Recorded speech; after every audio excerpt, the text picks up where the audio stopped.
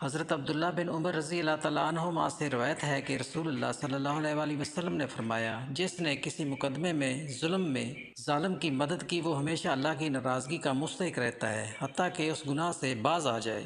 حضرت انس بن مالک رضی اللہ تعالیٰ عنہ سے روایت ہے، انہوں نے فرمایا کہ کچھ دعائیں ایسی ہیں جنہیں رسول اللہ صلی اللہ علیہ وآلہ وسلم کبھی نہیں چھوڑتے تھے۔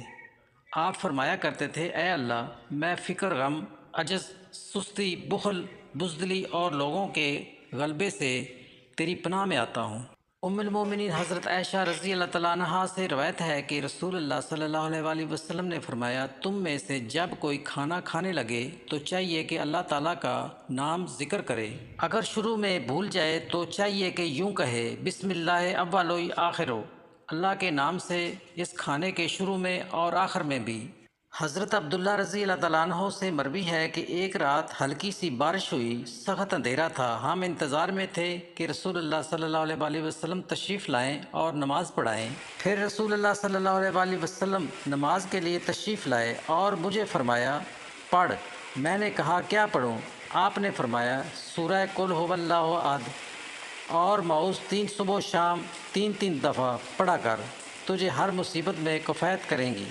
حضرت ابو ہریرہ رضی اللہ تعالیٰ عنہ بیان کرتے ہیں کہ رسول اللہ صلی اللہ علیہ وآلہ وسلم نے فرمایا، جب تم میں سے کوئی مال اور صورت و جمال میں اپنے سے بہتر شخص کو دیکھے تو وہ اپنے سے کم تر شخص کو دیکھ لے۔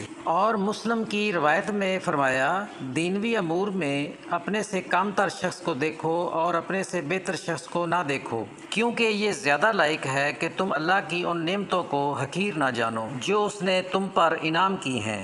سیدنا جبیر رضی اللہ تعالیٰ عنہ سے مروی ہے کہ نبی کریم صلی اللہ علیہ وآلہ وسلم نے فرمایا، ہر رات کو آسمان دنیا کی طرف نازل ہوتا ہے اور کہتا ہے، کیا کوئی سوال کرنے والا ہے کہ میں اس کو عطا کروں؟ کیا کوئی بخشش طلب کرنے والا ہے کہ میں اس کو بخش دوں؟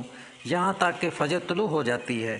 رسول اللہ صلی اللہ علیہ وسلم جب نماز سے سلام پھیرتے تو سلام کے ختم ہوتے ہی عورتیں کھڑی ہو جاتیں باہر آنے کے لیے، اور آپ کھڑے ہونے سے پہلے تھوڑی دیر ٹھہرے رہتے تھے۔ ابن شہاب رحمۃ اللہ علیہ نے کہا، میں سمجھتا ہوں اور پورا علم تو اللہ کو ہی ہے، آپ اس لیے ٹھہر جاتے تھے کہ عورتیں جلدی چلی جائیں اور مرد نماز سے فارغ ہو کر ان کو نہ پائیں۔